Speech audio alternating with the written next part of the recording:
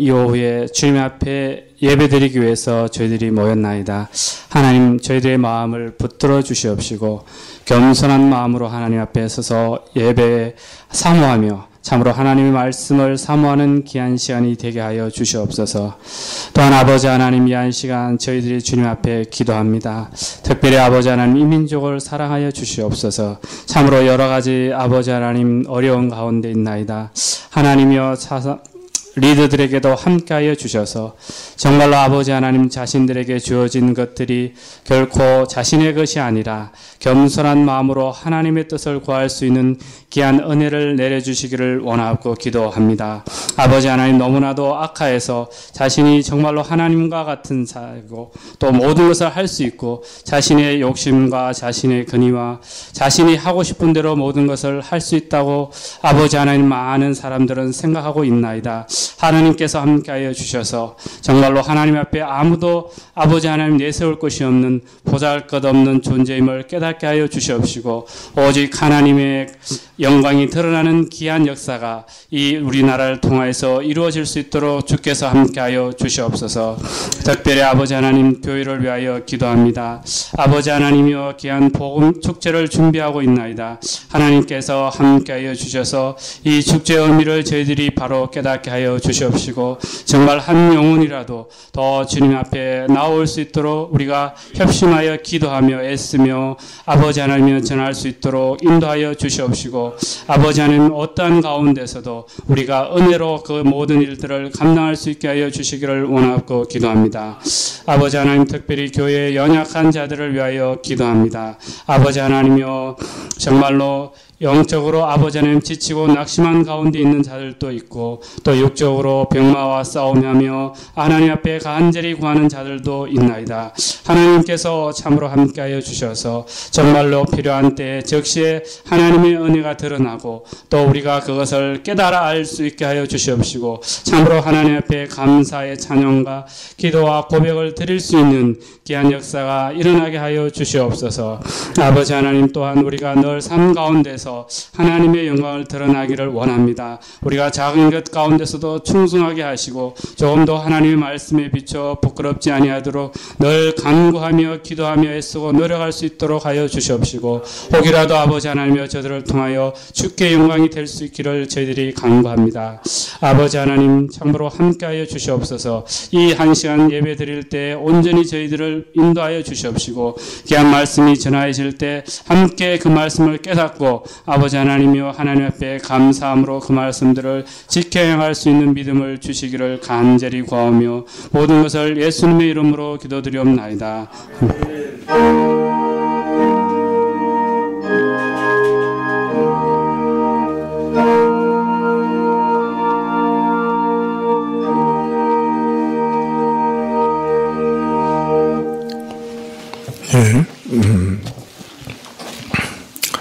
말씀은 계시록 8장 7절부터 마지막 절까지 말씀입니다. 계시록 8장 7절부터 마지막 절까지.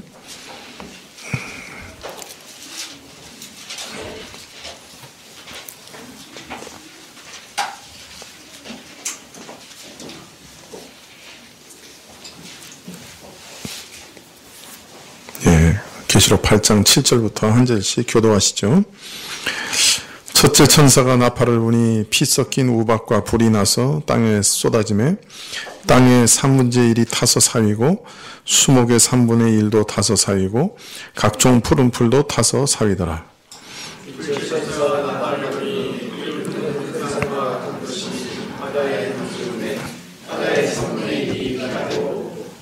바다 가운데 생명 가진 피조물들의 3분의 1이 죽고 배들의 3분의 1이 깨어지더라.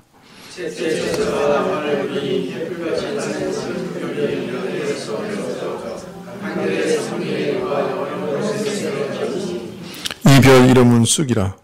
물들의 3분의 1이 쑥이 되매 그 물들이 쓰게 됨을 인하여 많은 사람이 죽더라.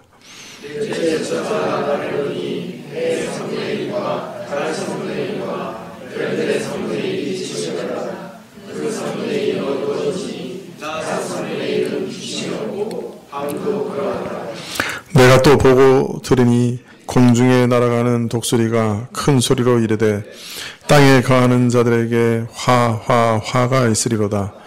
그 이외에도 새 천사의 불 나팔 소리를 인함이로다 하더라.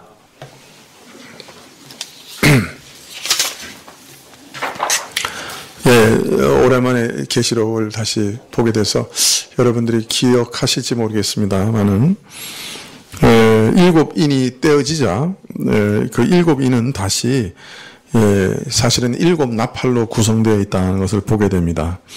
일곱 인이 떼어지자 잠시 참 고요한 이후에 하나님 앞에서 시위하는 일곱 천사가 일곱 나팔을 받았다. 그렇게 말하고 있기 때문입니다. 뭐가 앞에 자꾸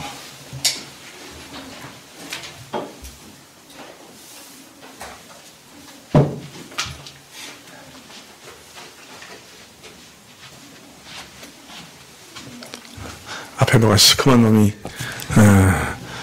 있어서 저 광고를 하나 잊어버렸는데요. 혹시 이제 누구를 좀 초청하고 싶다고 쓰신 분들 있잖아요. 그 중에 혹시 오시는 분들은 확실하게 오시는 분들은 좀 우리 그 고수영 집사님이나 이승아 집사님한테 말씀해 주시면 좋겠습니다. 그러면 우리가 좀 준비하는데 좀 수월할 것 같습니다. 혹시 주중이라도 또 변동이 있으면 전화해 주시면 고맙겠습니다. 다시 시작하죠. 자, 이 일곱째 인이 떼어지자 그 일곱째 인은 일곱 나팔로 구성되어 있는 것이 드러났죠. 지난 시간에는 이 일곱 나팔 중에 네 나팔의 특성에 대해서 살펴보았습니다. 먼저 네 나팔을 간략하게 살펴보면 첫째 나팔은 피 섞인 우박과 불이 나서 땅에 쏟아짐에 땅과 수목의 3분의 1 그리고 각종 모든 푸른 풀이 다 타버립니다. 첫째 나팔의 대상은 땅이며 땅 위의 수목과 풀이죠. 둘째 나팔의 대상은 바다입니다. 불붙은 큰 산과 같은 것이 바다에 던져지죠. 이로 인해 바다 3분의 1이 피가 되고 바다 가운데 생명들의 3분의 1이 죽고 배들이 3분의 1이 깨어지죠.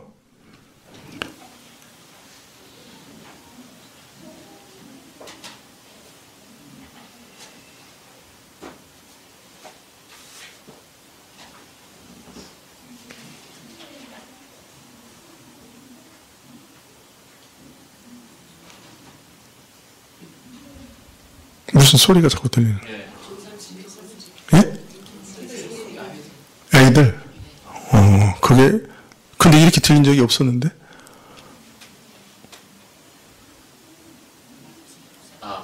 마이크를 사용하셔서 그러네? 근데 좀 방해가 되는데요? 예. 제가 자꾸 헷갈려요. 예. 아, 그렇군요. 마이크를 처음 사용하셨나? 예. 오늘 하여튼 방해가 많네요. 자. 그래서 쑥이 됩니다. 그 결과 많은 사람이 죽죠. 넷째 나팔의 대상은 하늘의 해 3분의 1과 달 3분의 1과 별들의 3분의 1입니다. 이들이 타격을 받아서 3분의 1이 어두워지니 낮 3분의 1과 밤 3분의 1이 비추임이 없다. 이렇게 말하고 있습니다. 지난 시간에 이미 살펴본 대로 이 네 나팔은 공통점이 있습니다. 먼저 인간이 살아가는 자연 환경에 대해서 그 재앙을 알리고 있다는 점에서 공통점이 있죠. 앞에 인 재앙에서도 앞에 네 인은 어떻습니까? 무엇이 연속적으로 나오죠? 말을 탄 자가 연속적으로 나왔죠. 네, 근데 그와 마찬가지로 네 나팔은 자연 환경에 대해서 그 파괴에 대해서 얘기하고 계시기 때문에 사실은 공통점이 있습니다. 또 이 네 나팔은 전부 불에 관해서 깊은 관계가 있습니다. 그래서 8장 5절에 성도들의 기도를 담았던 향로에 단에 불을 담은 것과 그리고 그 불을 땅에 쏟은 것과 깊은 관계가 있다고 할 수 있습니다. 즉 이 네 나팔은 성도의 기도에 대한 응답으로 이 땅에 쏟아 부어진 것이다. 그렇게 말할 수 있겠죠. 또 이 나팔은 가장 뚜렷한 공통점은 각 심판의 영향이 3분의 1이다 하는 것입니다. 그래서 이처럼 나팔 심판은 인 심판과 똑같은 형식으로 4 플러스 2 플러스 1의 형식을 취하고 있습니다. 앞에 넷의 공통점이 있고, 그 다음에 둘의 공통점이 있고, 그 다음에 나머지 하나. 이렇게 4 플러스 2 플러스 1의 형식을 나팔도 취하고 있는 것이죠. 자, 그런데 심판의 영역이 3분의 1이라고 하는 것은 한 가지 의문을 우리에게 가져다 주죠. 이 3분의 1이라는 숫자가 문자적으로 정량적으로 정확히 3분의 1을 멸하신다는 말이냐. 그러나 이 3분의 1이라는 것 자체가 구약에서부터 하나님의 심판의 기본 단위로 사용되고 있는 것으로 우리가 보았습니다. 사실 3분의 1은 전체도 아니고 반절도 아니죠. 그러나 또 상당한 부분입니다. 3분의 1은 그런 의미를 나타내고 있죠.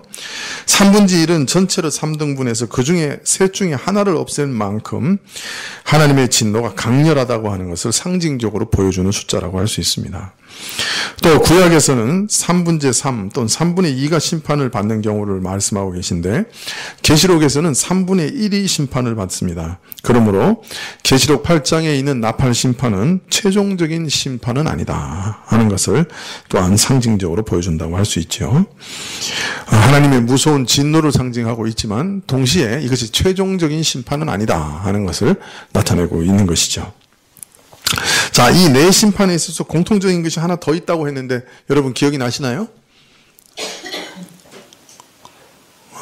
그것이 무엇이었죠?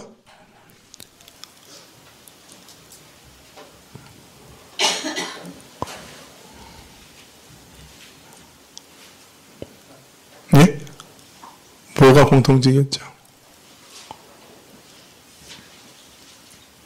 이렇게 질문하는 것은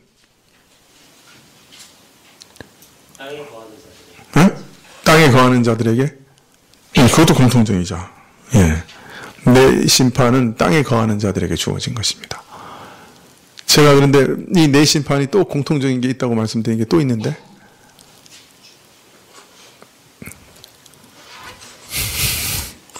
출애굽기에 10재앙의 이미지가 공통적으로 사용됐다. 기억나세요? 예. 바로와 애굽에 내리신 10가지 재앙을 이 네 재앙은 배경으로 하고 있습니다. 그래서 나팔과 뒤에 나오는 7대접 재앙에 보면 애굽에 내리신 10가지 재앙 중에 최소한 6가지 재앙의 이미지가 사용되고 있는 것을 알 수 있습니다.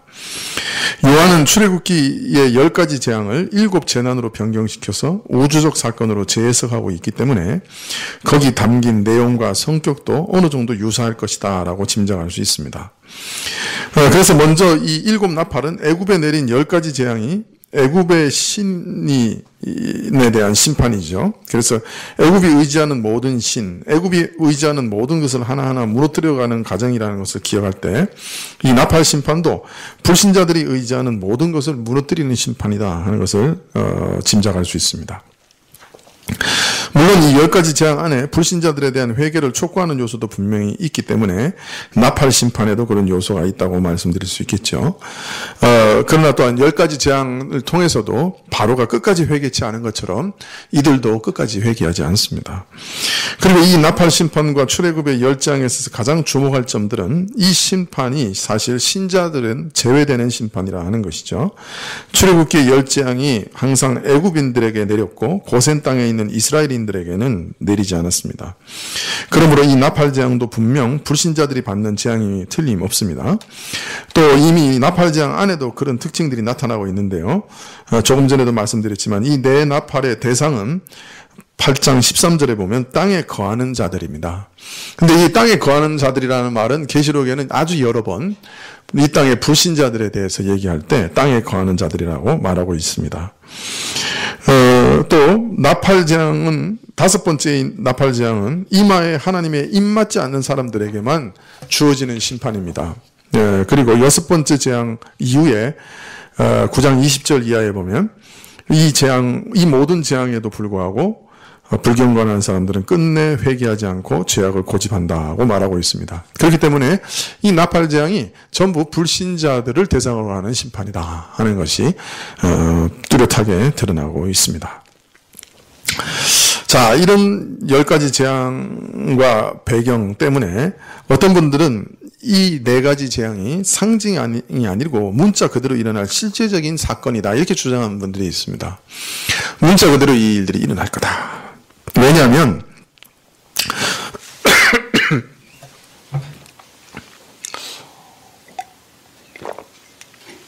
출애굽기의 10가지 재앙도 상징이 아니라 문자 그대로 일어난 사건들이지 않았느냐.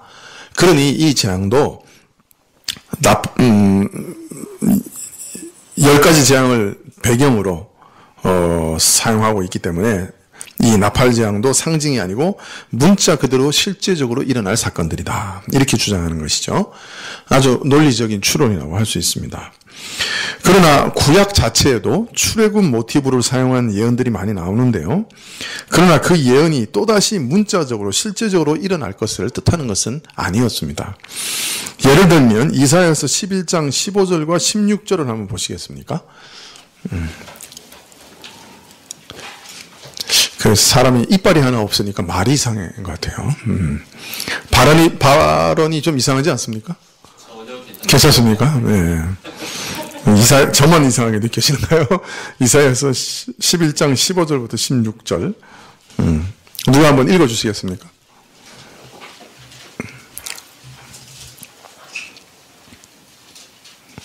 여호와께서 애굽노루를 말리시고 손을 유브라데 하수 위에 흔들어 뜨거운 바람을 일으켜서 그 하수를 쳐서 7갈래로 나눠 신신고 건너가게 하실 것이다.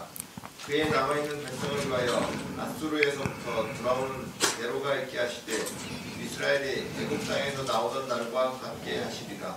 네, 여기 보면 여기서도 그 출애굽 모티브가 사용되는 것을 알 수 있습니다. 출애굽 때 홍해라고 하는 어마어마한 난관을 뒤에서 추적온 애국 군대를 하나님께서는 참 홍해를 가르심으로 해결하셨죠.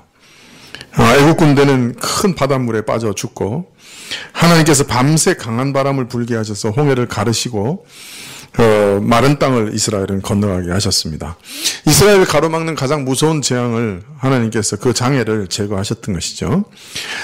밤새도록 분 바람에 의해서 물은 갈라졌고 추격해 오던 애국 군대도 마른 땅으로 따라 들어왔지만 그만 그 바닷물이 합쳐짐으로 인해서 애국 군대가 멸절하고 말았죠. 지금 이사야 선지자는 그 옛날 출애굽 때의 일을 상기하면서 앞으로 하나님께서 이스라엘을 위해 이와 유사한 일, 더 놀라운 일을 행하실 것을 말씀하고 있습니다. 이스라엘이 아수르에서부터 돌아올 때 하나님께서는 애굽의 해골을 말리시고, 즉 애굽 바다의 물구비들을 말리시고 그 손을 유브라데 강에 펴사 흔드사 뜨거운 바람을 일으켜 그 하수를 쳐 7갈래로 나누어 흩으실 것이며 이스라엘로 하여금 신을 신고 마른 땅을 밟고 지나가게 하리라. 그렇게 말씀합니다. 그 말씀이 좀 이상하죠. 아수르로부터 돌아온다고 했는데 아수르가 어디에 붙어 있었죠? 지금의 이라크 지역에 있었단 말이에요. 물론 이라크 지역에 있으니까 돌아올 때 유브라데스 강을 건너는 것은 당연한데, 근데 여기서 이상하게 말하는 것은 애굽의 물구비들을 말리신다. 다시 홍해를 가르신다는 얘기예요. 애굽의 그 애굽 해고, 그러니까 애굽의 물구비들을, 그러면 그게 홍해란 말이잖아요. 그 홍해를 다시 말리시고, 그 다음에 또 유브라데스 강을 쳐서서 5갈래, 6갈래로 나누어서, 그 신을 신고 7갈래로 나누어서 신을 신고 건너가게 하신다. 이렇게 얘기해요. 그러니까 이게 다 어떤 면에서 하나의 상징이죠. 그죠? 그 홍해가 갈라진 일들을 그 모티브를 가지고 와서 상징적으로 어떤 것을 보여주고 있는 거죠. 그런데 아수르에서부터 돌아온다는 말 자체도 사실은 아수르에부터 돌아온다는 말은 아수르 자체에서도 돌아온다는 얘기가 아니에요. 왜냐하면은 아수르도 여기서는 하나의 상징이에요. 아수르와 같은 그러니까 성경을 보면요, 나중에 이사야서에 보면 애굽이나 아수르나 바벨론이나 똑같은 존재예요. 그 이 세상의 흑암 세력이에요. 그래서 애굽에서 돌아온다는 말이나 아수르로부터 돌아오는 말이나 바벨론에서 돌아온다는 말이나 똑같은 말이거든요. 이스라엘이 그래서 아수르로 돌아온다는 말은 사실은 나중에 이스라엘이 바벨론에 사로잡혀 가잖아요. 바벨론에서부터 돌아오는 것도 또 애굽에서 돌아온다고 얘기하기도 하고 아수르로부터 돌아온다고도 얘기하기도 해요. 즉 바벨론은 애굽과 아수르와 똑같은 제국이에요. 그래서 이스라엘이 바벨론으로 돌아올 때 이를 지금 상징적으로 그림처럼 보여주고 있는데, 그러나 문자적으로 정말 그 유브라데스 강이 뭐 5갈래로, 7갈래로 갈라지고 뭐 이런 일은 없었던 거죠. 그러니까 이것은 하나님께서 이스라엘을 그렇게 놀라운 기적과 능력으로 이스라엘로 돌아오게 하실 것이다 라고 하는 것을 상징적으로 말씀하고 있는 것이죠. 또 이것은 바벨론 포로에서 돌아오는 것만을 예언하고 있는 게 아니라, 이사야 예언의 특징은 바벨론 포로에서 돌아오는 것에 대해서 얘기하면서 동시에 그것을 또 모형으로 삼아서 나중에 메시아가 온 세상을 부르실 때 그 흑암 세력에서부터 구원하셔서, 온 세상의 흑암 세력으로부터 구원하셔서 메시아가 사람들을 불러 모으실 때 그때 일어날 일들을 또 이렇게 예언하고 있는 것입니다. 그래서 앞으로 하나님께서 이스라엘을 위해서 참 놀라운 역사를 하실 것인데, 이스라엘이 바벨론에서 돌아오는 이미지를 사용하셔서 말씀하시기를 메시아께서 열국에 흩어진 그 백성을 불러 모으실 때 행하실 일들을 또 이런 방식으로 예언하고 있는 것이죠. 그래서 이때도 하나님께서는 모든 대적 세력들을 옛날 거대한 홍해 물을 쳐 말리셨듯이 흩으시고, 또 마른 땅으로 백성들을 걷게 하듯이 평탄한 길을 걷게 하셔서 온 세계에 흩어진 자기 백성들을 모으실 것이다 라고 말씀하고 있는 것이죠. 바다를 말리시는 것 같은 능력으로 저들을 가로막는 모든 세력을 멸하시고 구원해 내실 것이다. 이런 사실을 출애굽기의 홍해 이미지를 가지고 와서 지금 보여주고 계신 것이죠.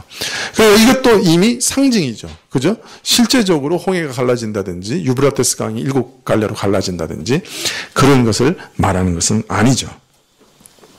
그러므로 요한계시록에서 나팔 재앙 때 출애굽의 10가지 재앙의 이미지가 사용되었다고 해도 그것이 문자 그대로 이루어질 것이다 라고 하는 것을 뜻하는 것은 아니죠. 출애굽의 이미지를 사용해서 앞으로 일어날 일들을 상징적으로 표현하고 있다라고 말할 수 있을 것입니다. 무슨 말인지 이해가 되십니까? 예, 지금 논점은 출애굽의 이미지를 사용하고 있는데 출애굽기에 보면 그건 실제로 일어난 사건 아니냐. 그러니까 이 계시록에 말하고 있는 이 나팔 사건도 실제적으로 문자 그대로 일어날 사건이다라고 주장하는데, 그러나 출애굽의 이미지를 사용한 다른 구약의 예언들도 보면 문자 그대로 이루어지지는 않았다. 그러므로 여기서도 문자 그대로 이루어진 것으로 볼 필요는 없다. 그렇게 말씀을 드리는 것이죠. 자, 그러면 이 나팔 재앙 중에 앞에 4재앙은 무엇을 가리키는 걸까요?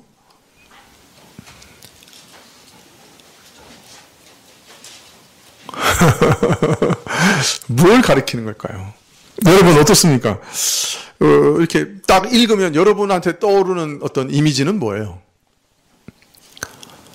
하늘에서 피가 섞인 우박이 떨어집니다. 그리고 불이 떨어집니다. 땅 3분의 1이 다 타버립니다.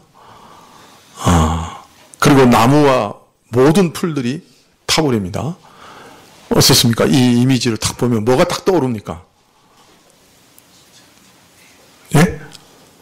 전쟁, 특별히 핵전쟁. 하늘에서 불덩어리 같은 우박이 떨어져서 3분의 1이 다 타버려서 땅이. 수소폭탄, 뭐 이런 거. 여러분, 집속탄이라고 알아요? 예, 이게 월남전부터 사용된 폭탄인데요. 이게 비행기가 가다가 폭탄 하나 탁 떨어뜨리면 폭탄이 내서 터지면서 분산탄이 나와요. 거기서 수류탄만한 자폭탄이 쫙 나와요. 그러니까 한 폭탄이 터지면요, 거기서 300개에서 500개의 수류탄 같은 자탄이 쫙 터져서 떨어져요. 어떻게 되겠어요? 그 운동장 3개 넓이의 지역에 수류탄 같이 생긴 자탄이 비처럼 쫙 떨어지는 거예요. 그럼 그 밑에 있는 사람 어떻게 되겠어요? 불바다죠. 완전히. 근데 요새는 그게 더 발전해가지고요. 그 속에 그 휘발유를 젤리처럼 만들어서 넣어요. 그래서 그게 폭발하면 어떻게 되겠어요? 그 이제 네이팜탄이라고 그러는데요. 그게 터지면 이 휘발유가 젤리처럼 돼 있으니까 그게 터지면 이렇게 불이 이렇게 불 젤리죠. 그 불이 확 퍼지는 거죠. 사람이 이렇게 딱 피부에 닿으면 절대로 안 꺼져요. 이게 젤리처럼 됐기 때문에 피부를 파고 들어가요. 뼈까지. 끔찍하죠. 그러니까 이게 터지면 하늘에서 진짜 불우박이 떨어지는 것 같아요. 근데 이게 좀 더 발전해가지고요. 요새는요. 이 자탄에 탐지기가 달렸어요. 그래가지고 뜨거운 온기가 있는 거는 찾아내요. 그래서 그게 뜨거운 온기를 찾아가서 폭발해요. 그래서 탱크나 장갑차가 달리다 보면 그 엔진이 뜨거워지잖아요. 그러면 그 엔진 위로 올라가서 폭발하는 거예요. 그러면 이게 앞에 구리 렌즈가 달려 있는데요. 위에 폭발하면 구리 렌즈가 순간적으로 기화돼 가지고 강한 가스가 돼서 장갑을 꿰뚫어요. 놀랍게도 철로 만든 장갑 같은 경우는 10cm짜리도 뚫어요. 그래서 속에서 불바다가 돼요. 그래서 탱크를 없애는 거예요. 그런 자탄이 300개가 쫙 쏟아진다고 생각해 보세요. 여러분 그거 아세요? 쿠웨이트를 이라크가 침공했잖아요. 그 무슨 작전이죠? 사막의 폭풍 작전? 그것 때문에 다 쫓겨서 이렇게 돌아갈 때 이라크 차량하고 탱크가 고속도로로 막 도망가고 있었거든요. 뭐 수십 킬로가 됐는데 미국이 와서 이 분산탄 한번 쫙 떨어뜨리고 가니까 그 고속도로에 있는 모든 차량이 다 불탔어요. 너무나 불타가지고 10만 이상이 죽었다 그래요. 그래서 미국이 자기도 놀랐어요. 그 결과에. 공격하라고 명령했는데 한 명도 못 살아난 거예요. 거의 다. 그냥 고속도로에서 다 죽었어. 그냥 타가지고. 그래서 미국이 너무 미안해가지고 이라크를 침공 안 했대. 너무 많이 죽여놨으니까 한꺼번에. 자기들도 놀란 거예요. 그런 것들이 지금도 있어요. 그래서 지금 북한이 만약 전차를 가지고 내려온다 그러면 아마 하늘에서 불비가 내릴 거예요. 옛날 같지 않아요. 그냥 쫙 폭탄 몇 개 떨어뜨리면 거기서부터 자탄이 그냥 내려오면서 낙하산이 달려가지고요. 쫙 내려오면서 찾아가요. 전차를. 그런 것 같지 않아요? 읽고 있으면? 예. 여러분이 좋으니까 또 얘기를 해줘야 이죠. 여러분 혹시 히틀러의 오르간이라, 스탈린의 오르간이라는 얘기 들어봤어요? 스탈린의 오르간. 스탈린 군대가 독일 군대에게 막 밀릴 때, 독일 군대에서 제일 무서워했던 그 무기가 3개가 갑자기 등장해요. 그 중에 하나가 스탈린의 오르간인데요. 이거는 다연장 로켓이에요. 로켓가 이렇게 큰 트럭 위에 실려가지고 수십 발이 한꺼번에 날아오는 거예요. 근데 날아오는 소리가 오르간 소리처럼 들렸대요. 그래서 스탈린의 오르간이라고 그러는데 우리나라도 지금 있죠. 다연장 로켓. 한 번 누르면 30발, 40발이 한꺼번에 날아가죠. 그런 게 뭐 수십 대 서가지고 쏘면 뭐 하늘에 그냥 정말 한 대가 쏘면은 축구장 몇 개가 날아가는 거니까요. 현대전은 참 무시무시한 전쟁이죠, 사실. 그런 것들을 얘기하는 것 같이 보이잖아요. 원자탄이 터지고 막 그렇게 보이죠. 보인다고 막 강압하는 것 같아요. 근데 문제는 이 계시록의 우박은 땅의 나무와 푸른 풀이 주 대상이에요. 그죠? 땅을 불태웠지만 거기 있는 주 대상이 뭐예요? 나무와 모든 풀이에요. 사람이 아니에요. 뭔가 이미지가 맞는 것 같은데 안 맞죠? 그죠? 만약에 사람도 거기 들어있으면 이미지가 맞을 거예요. 그러죠? 근데 사람이 들어있는 게 아니고 나무와 풀이에요. 땅을 불타는데, 그러니까 뭔가 좀 이미지가 좀 맞지 않는 것 같아요. 햇불같이 타는 큰 별이 강과 물 위에 떨어져서 모든 물을 쓰게 하고 많은 사람들이 죽었다. 방사는 낙진. 이런 생각이 딱 들죠. 근데 문제는 하늘에서 떨어지는 큰 별이 단수예요. 단 하나의 별이 떨어지는 거예요.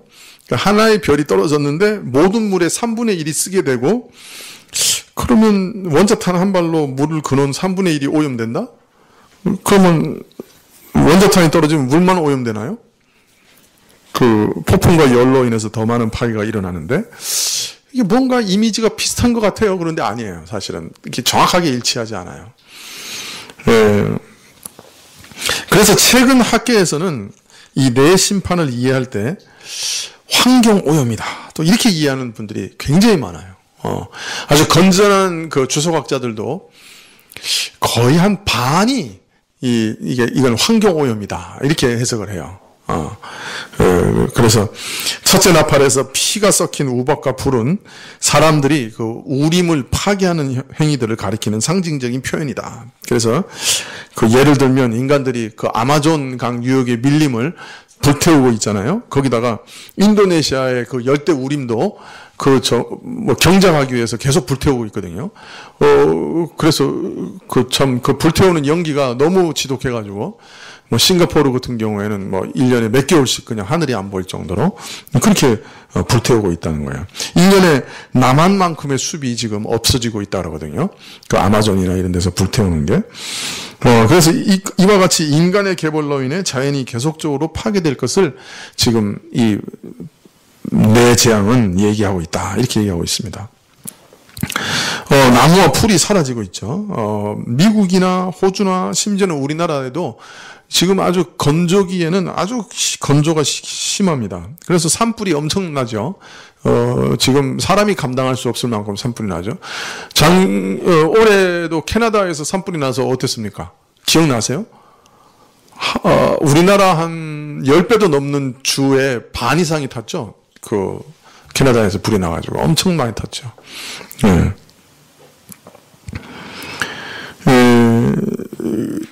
또 사하라 사막 이남 지역이나 중국의 황하 고원 같은 경우에는 가뭄이 너무 심해서 점점 사막이 지금 확장되고 있습니다. 사람들이 아무리 나무를 심어도 감당이 안 돼요. 너무 건조해서 점점 사막이 지금 확장되고 있죠. 최근 보도에 따르면 2100년경에는 동북아 지역이 아열대 기후가 돼서 다 사막이 될 것이다, 이렇게 예언하는 학자들도 있습니다. 중국 일부 및 한반도, 일본을 중심으로 아열대 기후가 발전돼서 모든 주변이 사막화될 것이다. 그래서 가뭄이 계속돼서 모든 것이 무너지고 파괴될 것이다, 이렇게 예언하고 있습니다. 2100년이면 저는 걱정하지 않습니다. 그때까지 살리 만무하죠. 그래서 이렇게 되면 온 사방이 불타오를 수 있는 거죠. 그래서 오늘 본문은 이런 일들을 예언하고 있는 것이다, 또 이렇게 해석을 해요. 둘째 날발은 바다가 죽어가고 있다, 그걸 상징적으로 얘기한다. 오늘 날 보면 바다가 죽어가고 있는 건 분명하죠. 바다가 완전히 쓰레기장이 되고 있습니다. 오늘같이 바다가 오염되고 있는 적이 없죠. 태평양 상에는 한반도의 몇 배나 되는 쓰레기 섬이 둥둥 떠다닌대요. 이제 해류가 잘 움직이지 않는 그 가운데 지역에 쓰레기들이 모여가지고 그 넓이가 한반도보다 넓대요. 한반도 몇 배 된대. 그런 쓰레기 섬이 둥둥 떠다닌다. 그러니까 물고기들은 남핵과 오염으로 인해서 거의 씨가 마른 상태고요. 또 한반도 주변만 봐도 산호초들이 다 죽어서 바다 밑이 다 백색으로 변하는 그 석화 현상이 일어나고 있습니다. 물이 깨끗하다고 유명한 남태평양에도 지금 석화 현상이 일어나고 있고요. 남북 아메리카 해안도 다 죽어가고 있어요. 그래서 많은 어종들이 지금 거의 멸종 위기에 처해 있고 바다가 사막화돼 가고 있습니다. 이게 지금 일어나고 있는 얘기죠. 그래서 배들이 깨어진다고 하는 것은 정확히 알 수는 없지만 이런 그 어획량으로 인한 자원 감소로 국가 간의 전쟁이 일어나서 배가 깨지는 것을 얘기하는 거 아니냐, 아니면은 고기가 안 잡히니까 바닷가에 정박한 고깃배들이 쓸모가 없어서 버려지는 것을 얘기하는 거 아니냐, 그렇게 얘기하고 있습니다. 결국은 바다가 다 죽고 황량해지는 것, 이런 환경 재앙을 두 번째 나팔에서 지금 예언하고 있다. 어때요? 그럴듯해요? 갸우뚱? 자, 셋째 재앙은 물의 오염, 특히 식수의 오염을 얘기한다. 여기에서 이 쑥이라고 이름하는 큰 별은 강과 하천과 지하수를 오염시키는 오염원을 말한다. 이렇게 주장합니다. 인간의 무분별한 개발로 인해 강이나 하천이 더럽혀지고 지하수도 오염시켜 마시지 못하게 만들고 있죠. 여러분 한번 생각해 보십시오. 물을 돈 주고 생수를 주고 이렇게 사서 마신다고 하는 것 생각해 보셨습니까? 어릴 때. 처음에 제가 생수가 나왔을 때 비웃었어요. 속으로. 야, 휘발유보다 비싼 물을 누가 사서 마시냐. 미쳤다. 저런 거 생각한 사람들은 정말 미쳤다 그러는데 어제 제가 열심히 사 마셔요. 물이 오염됐어요. 그죠? 수돗물도 못 믿는 거예요. 그래가지고 물을 사서 마셔요. 물이 많이 해를 받았죠. 일본의 이따이 병 같은 거, 잘 오염된, 중금속에 오염된 물을 먹어가지고 그렇게 된 거죠.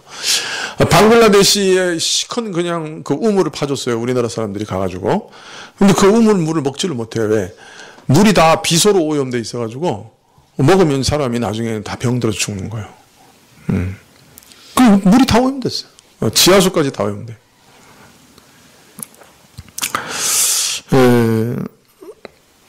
그래서 이 셋째 나팔은 바로 이런 물의 오염, 환경 오염을 얘기한다. 그래서 2012년 기준으로 보면 약 7억 명의 인구가 오염된 식수를 먹고 마시고 있답니다. 세계보건기구가 발표한 거니까 신빙성이 있겠죠. 불행한 것은 물의 공급량은 한정된 상황에서 물 수요는 빠르게 늘고 있는데요. 2009년에 세계경제포럼에서 수자원 이니셔티브 보고서를 발표했는데 물 수요가 1950년부터 1990년 사이에 3배나 증가했고 앞으로 35년 이내에 2배 이상 증가할 것이라고 예상하고 있습니다. 그러나 물 확보는 아주 부정적이라서 2025년에는 34억 명이 물 부족이라고 하는 큰 어려움에 빠지게 될 것이고 앞으로 자원 전쟁은 특별히 물 수자원 전쟁으로 변화될 것이다. 그래서 앞으로 전쟁은 석유 전쟁이 아니라 물 전쟁이 될 것이다. 이렇게 얘기하고 있습니다. 지금도 그 터키에서 댐을 많이 건설해가지고 그 유브라데스 강 같은 거를 다 막아놨어요. 그래서 거기서 댐을 열어주지 않으면 이라크에 물이 안 흘러가요. 그래서 그런 것 때문에 전쟁이 일어날 수도 있고 지금 중국이 강을 다 막아가지고 태국이나 이런데 메콩강이 수질이 많이 나빠지고 수자원이 많이 줄어들고 그래서 그런 것 때문에 서로 전쟁이 날 수도 있는 상황이죠.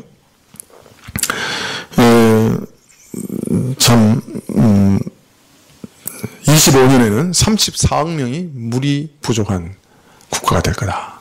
우리나라는 어떤가요?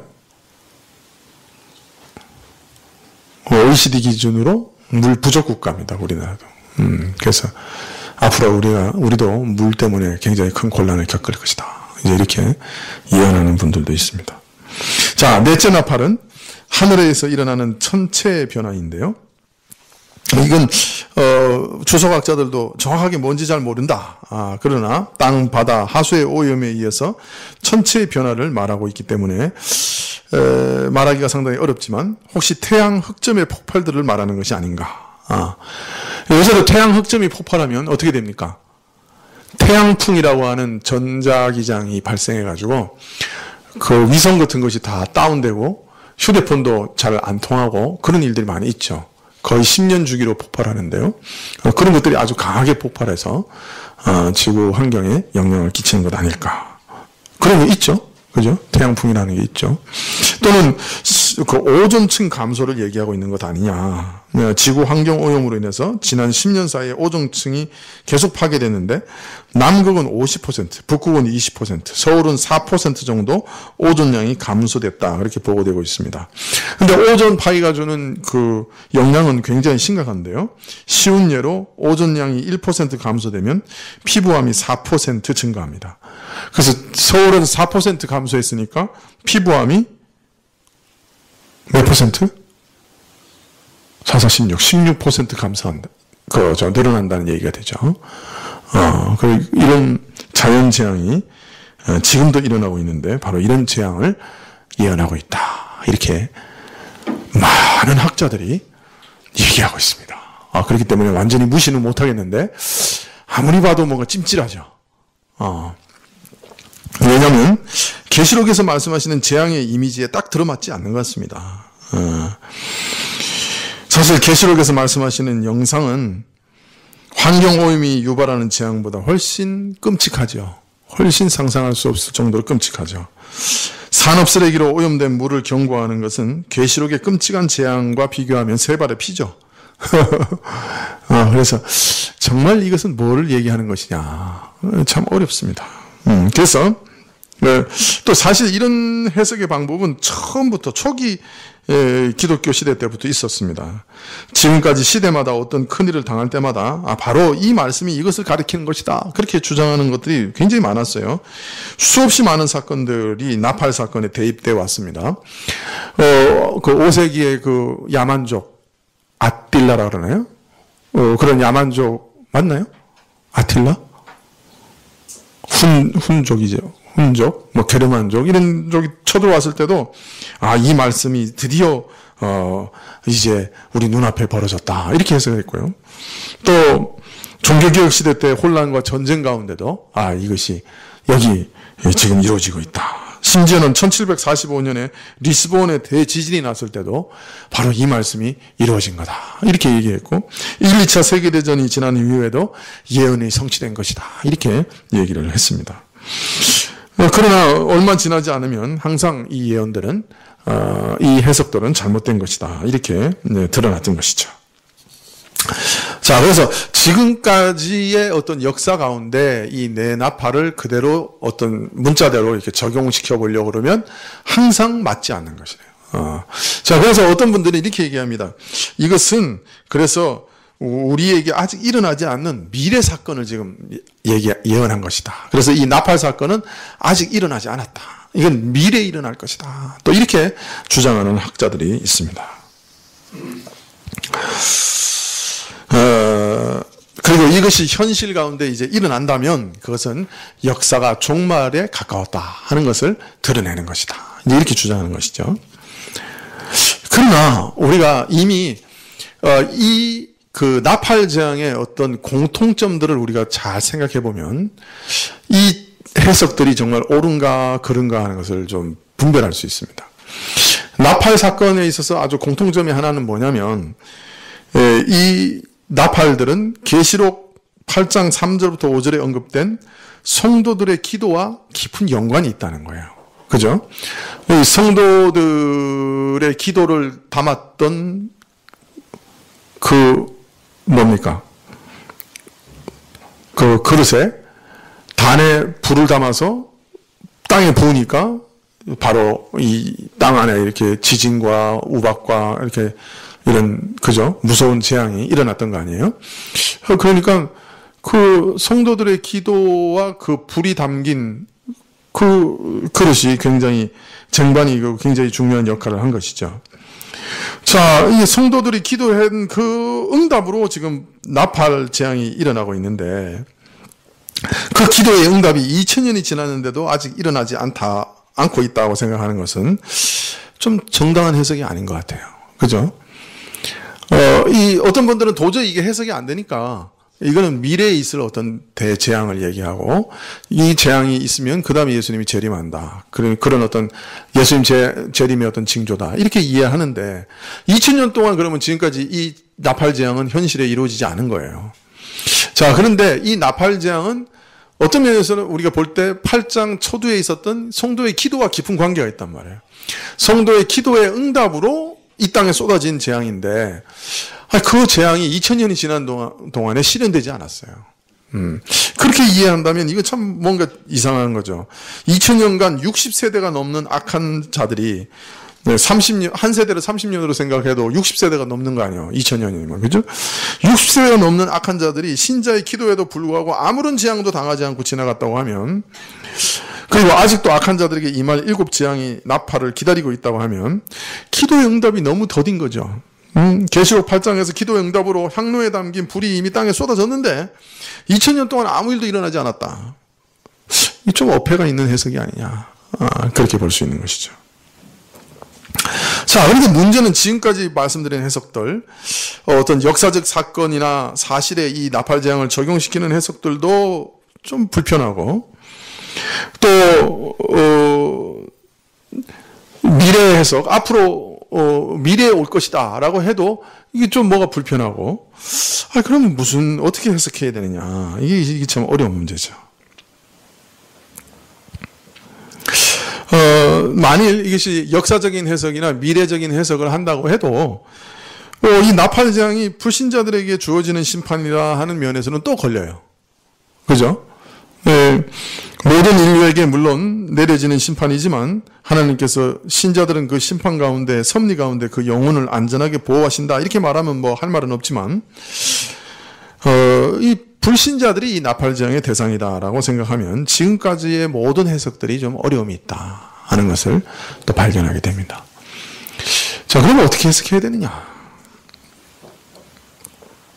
이미 말씀드린 대로 이 나팔 심판이 성도들의 기도의 응답이라는 점을 고려하고, 또 이 나팔 재앙이 임재앙과 공통점을 가지고 있다고 하는 것을 주목해 본다면, 나팔 재앙이 임재앙과 공통적으로 4+2+1의 형식을 가지고 있다, 이런 사실들을 감안한다면 이 나팔 심판 역시 앞에 인 심판과 마찬가지로 예수님의 초림부터 재림까지 불신자들이 받을 심판을 그림처럼 상징적으로 보여주고 있는 것이 아닌가 하는 생각을 가지게 됩니다. 즉 구체적인 어떤 사건 하나하나, 현상 하나하나를 가리키는 상징이 아니라 예수님의 초림부터 재림까지 불신자들에게 계속 쏟아질 어떤 심판의 계율을 이처럼 상징적으로 보여주고 있는 것이 아닌가.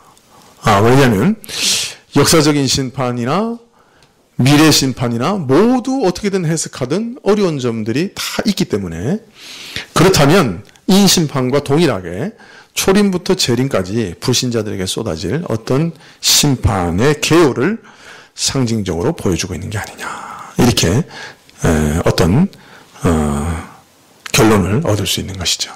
자, 그러면 초림부터 재림까지 불신자들에게 쏟아지는 어떤 심판의 계율로 본다면 이 네 심판과 그 이후에 있는 나팔 심판들, 이 7 나팔 심판을 어떻게 해석하는 것이 올바른 해석이냐 하는 것이 남게 되죠.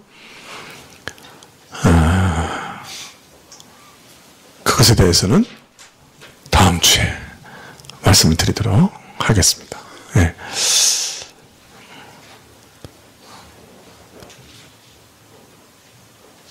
뭔가 막 클라이막스로 올라가는 것 같다가 갑자기 퍽 꺼지는 것 같죠? 시간이 다 지나서 더 깊이 더 말씀드리려면 시간이 부족할 것 같습니다. 오늘은 여기까지 말씀을 드리겠습니다. 네. 어느 정도 대강 무슨 말씀을 드리는지 이해가 되시죠? 예. 사건 하나하나에 대입해 봐도 역사 가운데 어떤 사건도 유사한 사건을 볼 수 없고, 현대의 많은 거의 뭐 한 반 이상 학자들이 얘기하는 환경 재앙도 어떤 면에서는 정확하게 대입하기 어렵고, 너무 규모나 여러 면에서 또 미래에만 일어날 거다, 미래에 있을 일이다 얘기한다면 성도의 기도의 응답으로 쏟아진 재앙인데 2000년간이나 아무런 응답이 없었다, 이렇게 이해할 수 있겠는가 하는 난점이 생깁니다. 그렇다면 이 재앙은 인재앙과 같이 초림부터 재림까지 불신자들에게 쏟아지는 재앙들을 상징적으로 개요로 말씀하고 있는 게 아닌가. 그것을 오늘 결론으로 삼고 다음 주에 그러면 해석을 한번 다시 시도해 보도록 하겠습니다. 기도하시겠습니다.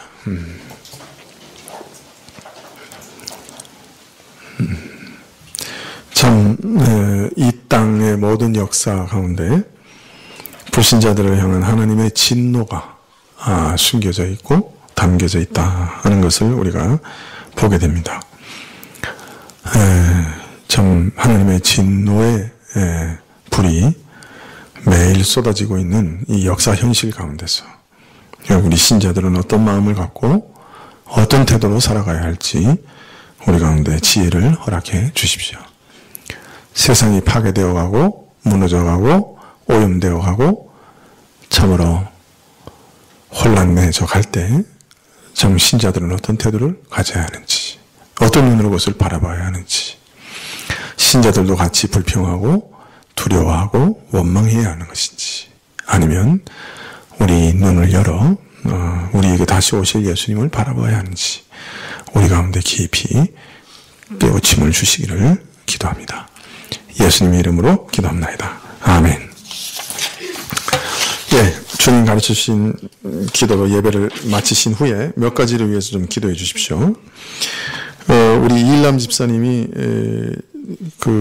화요일 날 수술을 하실 건데요. 하나님께서 그 의사의 손을 하나님의 손처럼, 의사의 눈을 하나님의 눈처럼 해주시고 또 의사가 잘 판단할 수 있도록 위해서 기도해 주시기 바랍니다.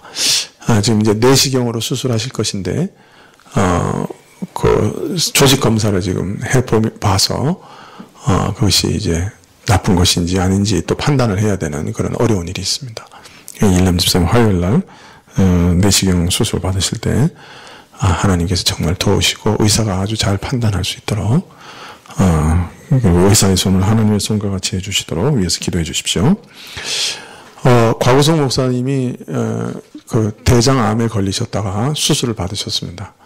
지금 이제 항암 치료를 받고 있는 상황인데 오늘 아침에 온 그 카카오톡에는 매우 순조롭게 치료가 진행되고 있다고 그렇게 연락이 왔습니다. 곽우성 목사님 그 항암 수술, 그 대장암 수술 이후에 항암 치료가 아주 잘 깨끗하게 될 수 있도록 위해서 기도해 주십시오. 저희 장모님 위해서도 기도해 주시기 바랍니다. 폐가 많이 이렇게 상하셔가지고 지금 산소 호흡기를 달고 있는데 폐가 왜 망가지는지 지금 이유를 발견을 못하고 있습니다. 그래서 조금 그 원인이 발견돼야 또 더 명확한 치료를 할 수 있을 것 같은데 혹시 또 낫더라도 산소 호흡기를 뗄 수 있을 정도로 회복이 될 수 있도록 위해서 기도해 주시면 고맙겠습니다. 이 세 분 위해서 주님 가르치신 기도 이후에 같이 기도해 주시면 고맙겠습니다. 기도하시겠습니다. 하늘에 계신 우리 아버지시여, 이름이 거룩히 여김을 받으시오며 나라의 임하옵시며 뜻이 하늘에서 이룬 것 같이 땅에서도 이루어지이다. 오늘날 우리에게 일용할 양식을 주옵시고 우리가 우리에게 죄 지은 자를 사하여 준 것 같이 우리 죄를 사하여 주옵시고 우리를 시험에 들게 하지 마옵시고 다만 악에서 구하옵소서. 대의 나라와 권세와 영광이 아버지께 영원히 있사옵나이다. 아멘.